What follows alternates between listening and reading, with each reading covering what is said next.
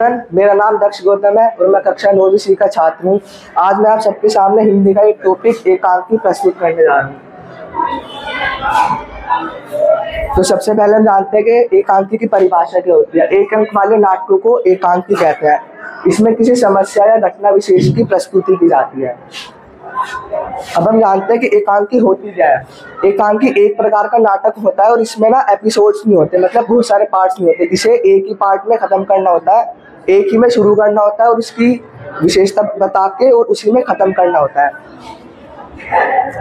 अब हम जानते हैं कि एकांकी का महत्व क्या होता है। देखो जैसे आजकल हर किसी के पास टाइम नहीं है। हम लोग बहुत सारी वेब सीरीज वगैरह शुरू करते हैं बट कभी ख़त्म नहीं कर पाते उनको। तो जो एकांकी है वो बहुत सही चीज़ है, क्योंकि एक ही एपिसोड में हमें वही चीज़ एक ही एपिसोड में पता लग जाती है और हमारा टाइम भी सेव हो जाता है। ठीक है।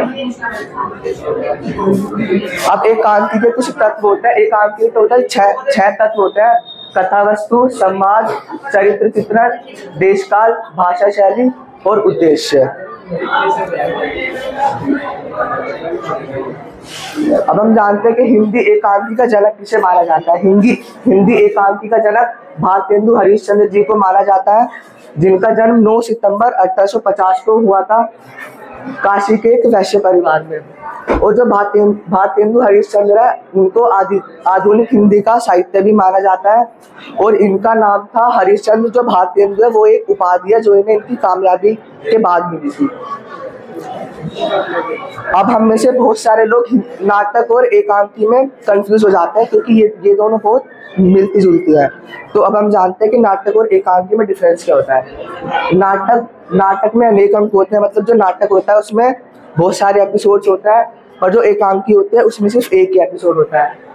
अब एकांकी में केवल एक मुख्य कथा होती है, मतलब एकांकी में जैसे मैंने कहा सिर्फ एक ही एपिसोड होता है, और जो नाटक होता है उसमें बहुत सारे एपिसोड्स होते हैं।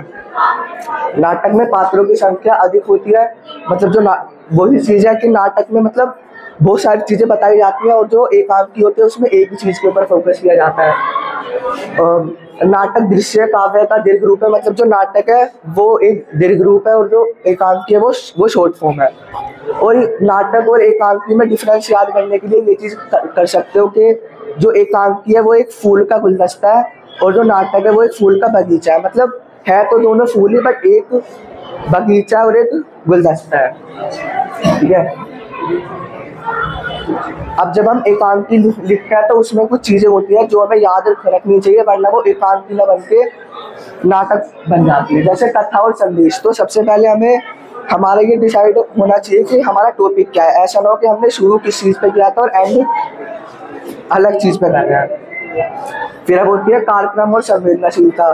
तो एकांकी में कार्यक्रम और संवेदनशीलता को बनाए रखना आवश्यक है, क्योंकि अगर हम ये चीज़ नहीं करेंगे ना तो मतलब जो ऑडियंस है वो डिस्ट्रैक्ट हो जाएगी और वो चीज़ बोरिंग हो जाएगी। फिर होती है पात्र और भूमिका। मतलब हर एक चीज़ को ना, अब जैसे वो शॉर्ट फॉर्म में है तो ये नहीं कि आप उसको सही से ना बता के ऑडियंस को कंफ्यूज कर दो। हर एक चीज़ शॉर्ट फॉर्म में बताओ, बट ठीक से बताओ। अब जैसे संवाद, मतलब डायलॉग होता है। अब अगर आप उसमें डायलॉग वगैरह डालते हो तो वो और ज़्यादा इंटरेस्टिंग हो जाती है और ऑडियंस अट्रैक्ट होती है बहुत। संगीत और रंग बिरंगापन डाल सकते हैं जिससे वो और ज़्यादा अट्रैक्टिव लगेगी। बस ये मतलब एकांकी ना बहुत सही चीज़ है, क्योंकि देखो अब जैसे मैंने कहा हर किसी के पास टाइम नहीं होता है वेब सीरीज वगैरह देखने का, तो वही चीज़ हम शॉर्ट फॉर्म में देख के अपना टाइम भी बचा सकते हैं और हम वो चीज़ सीख भी सकते हैं। Thank you.